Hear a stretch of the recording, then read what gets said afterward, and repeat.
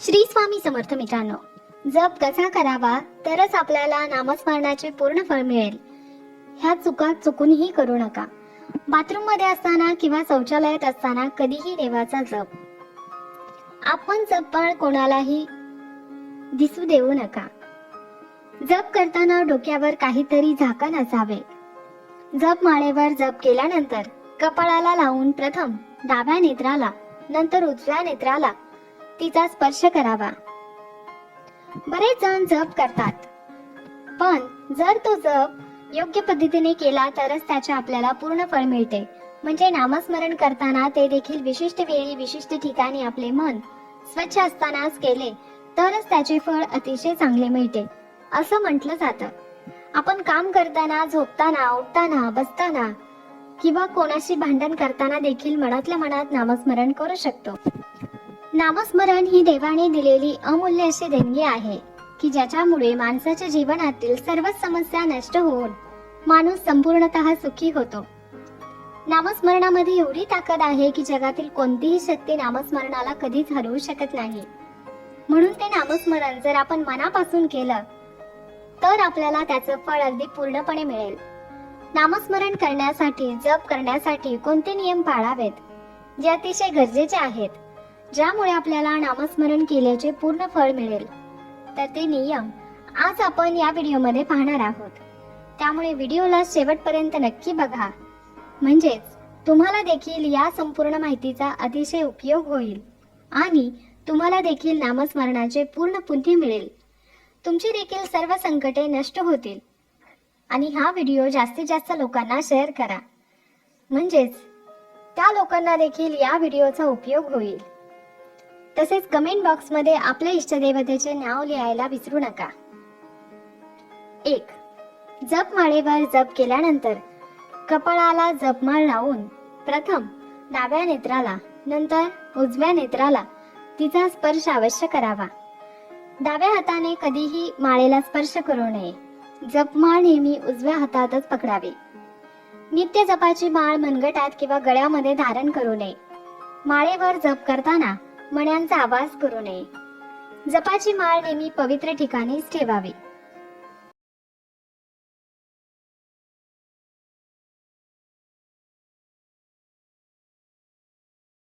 कुठून तरी आल्यावर किंवा मग अशुद्ध अवस्थेत, अस्वच्छ असताना, स्नान केलेले नसताना चुकूनही जप माळेला स्पर्श करू नये. जप करण्याची योग्य पद्धत. शास्त्रनिहाय गोमुखी वापरून जप करावा किंवा तसेच बोटांच्या साहाय्याने जप करावा.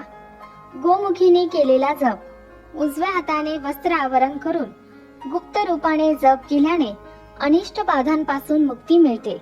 म्हणजेच जप करताना आपल्या हातावर आणि जप माळ्यावर काहीतरी कापड झाकून ठेवावे.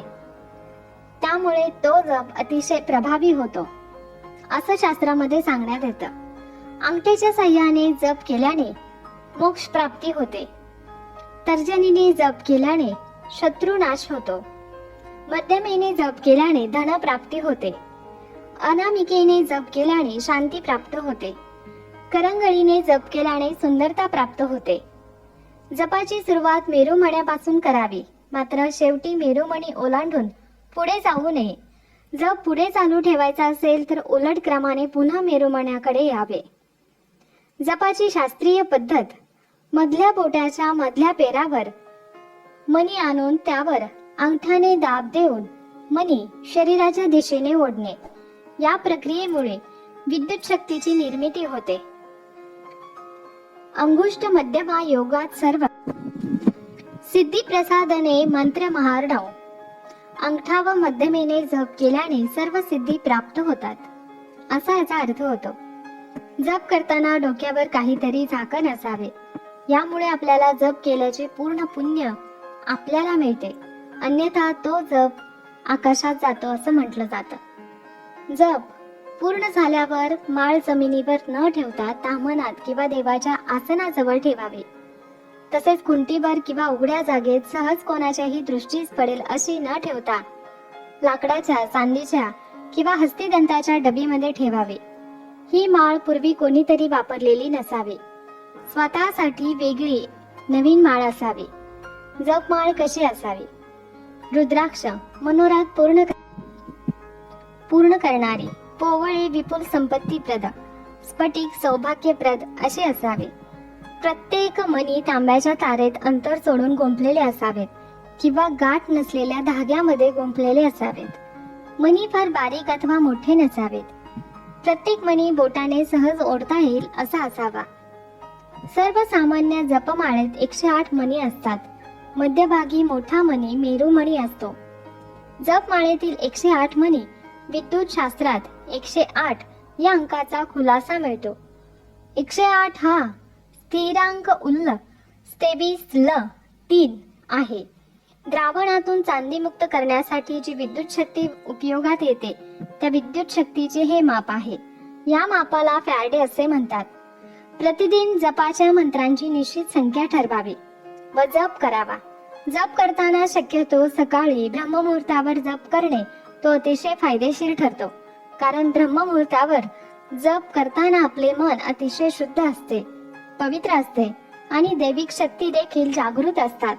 त्यामुळे ब्रह्ममुहूर्तावर केलेला जप अतिशय शुभ आणि फलदायी होतो. 7. जपमाळा ही सदैव स्वच्छ ठेवावी. तिची व्यवस्थित काळजी घ्यावी. कारण आपण प्रभावशाली मंत्रांचा जप त्या जपमाळेवर करत असतो. त्याचे फळ आपल्याला मिळण्यासाठी जपमाळेची देखील व्यवस्थित काळजी घेणं, ती स्वच्छ ठेवणं, व्यवस्थित ठेवणं तितकंच गरजेचं आहे. 8. जप करण्याकरिता गोमुखीचा उपयोग करावा. जपमाळ लोकांना दिसू नये असं म्हटलं जातं, म्हणून जपमाळ आपल्या घरामध्ये अशा ठिकाणी ठेवावी जिथे ती कोणालाही दिसणार नाही. मग तुम्ही एखाद्या बॉक्समध्ये किंवा मग एखाद्या पेपरमध्ये गुंडाळून जी कोणाला दिसणार नाही, कोणाच्या नजरेत पडणार नाही अशी ठेवू शकता. माळेकडे अवधान न जाता त्या माळेतील मणी सहज सरकवता येतील असे असावेत. माळेतील मणी खेळते असावेत, म्हणजेच जप करताना आपल्याला सहजरित्या ते खाली सरकवता येतील असे असावेत. 10. माळ जी असते आपली ती तुटलेली फुटलेली नसावी. 11. मधल्या बोटाच्या पेरावर माळ ठेवून अंगठ्याच्या टोकाने मणी सरकवावेत. सवयीने ते अंगवळणी पडते. जर तुम्ही दररोज जप करत असाल तर या गोष्टीची तुम्हाला सवय लागून जाते व आपोआप आपल्या मधल्या बोटाने मणी सरकवला जातो. 12. माळेमध्ये 108 मणी असले तरी ती संख्या 100च धरावी. 13. मेरुमण्यापासून जपाला प्रारंभ करावा. मेरुमणे उल्लंघू नये. माळेचा तो 109वा मणी असतो. जप झाल्यावर माळ पोथीत अथवा पांढऱ्या कापडाच्या पिशवीत ठेवावी. पिशवी लहान व स्वच्छ असावी. ती माळ कोणाला दिसू नये अशीच ठेवली पाहिजे. माळेमध्ये सामावलेली मंत्रशक्ती तसेच सामावून राहते. ती इतरांच्या नजरेस पडत नाही. म्हणून माळ कोणाला दिसणार नाही याची काटेकोरपणे काळजी घ्या. जर तुम्ही बाथरूमला गेला असाल आणि बाथरूम मध्ये आंघोळ करत असाल तर देवी माता लक्ष्मीचा कधीही जप करू नये. देवी लक्ष्मी अशा माणसावर कोपते, कारण बाथरूम मध्ये राहूचा वास असतो. राहूचा वास असल्यामुळे बाथरूम मध्ये किंवा शौचालयामध्ये माता लक्ष्मीचं नाव किंवा जप करू नये. आपली जपमाळ लहान मुलांच्या हाती लागणार नाही अशी ठेवावी. लहान मुलं ती खेळण्यासाठी घेतील असे काही चुकूनही करू नका. जपमाळीचे पावित्र्य, सात्विकता टिकवून ठेवा, म्हणजेच त्याच्यावर आपण केलेला जप हा फुलद्रूप होतो. जप केल्याने आपल्याला जे समाधान मिळते त्या माळीमध्ये जी सात्विकता असते ती टिकून राहिली पाहिजे. म्हणून जपमाळेला इकडे तिकडे कुठेही ठेवू नका.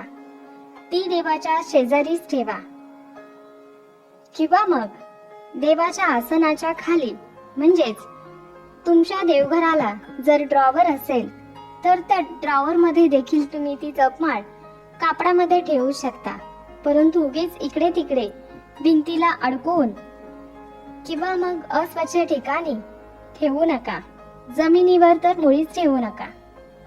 धर्मशास्त्रानुसार जप करण्यासाठी जी माळ उपयोगात आणली जाते त्यामध्ये 108 मणी असतात. माळेमध्ये 108च मणी का असतात यामध्ये देखील धार्मिक आणि वैज्ञानिक कारण आहेत. रुद्राक्ष माळ, तुळशीची माळ स्फटिक किंवा मोत्याने बनलेली असते. या माळांमध्ये चमत्कारिक प्रभाव असतो. या माळेने एखाद्या मंत्राचा जप केल्यास कोणतेही कठीण कार्य सिद्धीस जाते. तुळशीची माळ ही माळ विशेषतः भगवान विष्णूंच्या मंत्राचा जप करण्यासाठी वापरली जाते. याशिवाय भगवान राम, श्रीकृष्ण यांच्या मंत्राचा जप करण्यासाठी देखील तुळशीची माळ वापरली जाते. कारण भगवान विष्णू, भगवान श्रीकृष्ण, भगवान राम हे सगळे विष्णूचेच अवतार आहेत. म्हणून विष्णूंचा जप करण्यासाठी तुम्ही तुळशीची माळ वापरू शकता. स्फटिकाची माळ. स्फटिकाची माळ माता दुर्गेच्या सर्व रूपांच्या मंत्रांच्या जपासाठी वापरली जाते. याशिवाय तुम्ही धनाची देवी माता लक्ष्मी आणि विद्येची देवी माता सरस्वती यांच्या मंत्र उच्चारासाठी देखील स्फटिकाची माळ वापरू शकता. रुद्राक्षाची माळ. रुद्राक्षाच्या माळेने भगवान शिवाचा जप केला जातो आणि रुद्राक्षाच्या माळेवर भगवान शिवाचा जप करणे देखील खूप शुभ मानले जाते. रुद्राक्ष हे भगवान शंकराचे रूप आहे. या माळेने महामृत्युंजय आणि लघु मृत्युंजय मंत्राचा जप करावा. रुद्राक्ष जप माळेत 108 मणी असतात. या 108 मण्यांचे धार्मिक महत्व खूप आहे. कमळगठ्ठीची माळ. ही माळ माता लक्ष्मी आणि माता दुर्गा यांच्या मंत्रांसाठी वापरली जाते. कमळगठ्ठा जप माळेत देखील 108 मणी असतात. देवांच्या नामस्मरणासाठी मंत्र जप हा सर्वश्रेष्ठ उपाय आहे. म्हणूनच पुरातन काळापासून तपस्वी, ऋषीमुनी, संत हा उपाय मानतात. जपासाठी माळीची आवश्यकता असते. याशिवाय मंत्र जपाचे फळ प्राप्त होऊ शकत नाही. रुद्राक्षाची माळ जप करण्यासाठी सर्वश्रेष्ठ मानली जाते. रुद्राक्ष साक्षात महादेवाचे प्रतीक आहे. रुद्राक्षामध्ये सूक्ष्म कीटाणू नष्ट करण्याची शक्ती असते. रुद्राक्ष वातावरणातील सकारात्मक ऊर्जा ग्रहण करून साधकाच्या शरीरात पोहोचवतो असं शास्त्रामध्ये सांगितलं जातं. म्हणून देवाच्या पूजेसाठी आसन खूप महत्वाचं आहे. त्यानंतर दान, पुण्य आवश्यक आहे. याच प्रकारे माळेशिवाय संख्याहीन केल्या गेलेल्या जपाचे पूर्ण फळ प्राप्त होत नाही. यामुळे जप करताना माळ असणे देखील आवश्यक आहे. जप निश्चित केलेल्या संख्येच्या आधारावर केला तर योग्य राहते. यासाठी माळेचा उपयोग केला जातो. म्हणून जप करताना माळ अवश्य असावी. माळेमध्ये फक्त 108 मणीच का असतात याची वेगवेगळी कारणे आहेत.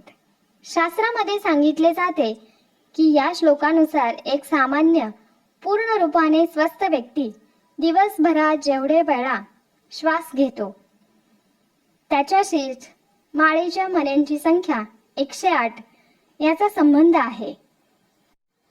सामान्यतः व्यक्ती 24 तासामध्ये 21,600 वेळा श्वास घेतो. दिवसातील 24 तासामध्ये 12 तास दैनिक कार्यामध्ये व्यतीत होतात आणि शिल्लक राहिलेले 12 तास व्यक्ती 10,800 वेळेत श्वास घेतो. याच काळामध्ये देवी देवतांचे ध्यान करणे आवश्यक आहे. शास्त्रानुसार व्यक्तीने प्रत्येक वेळी श्वास घेताना म्हणजे पूजेसाठी निश्चित केलेल्या 12 तासांमध्ये 10,800 वेळेस परमेश्वराचे ध्यान करणे आवश्यक आहे. परंतु हे शक्य नाही. यासाठी 10,800 वेळेत श्वास घेण्याच्या संख्येमधून शेवटचे 2 शून्य काढून जपासाठी 108 संख्या ठरवलेली आहे.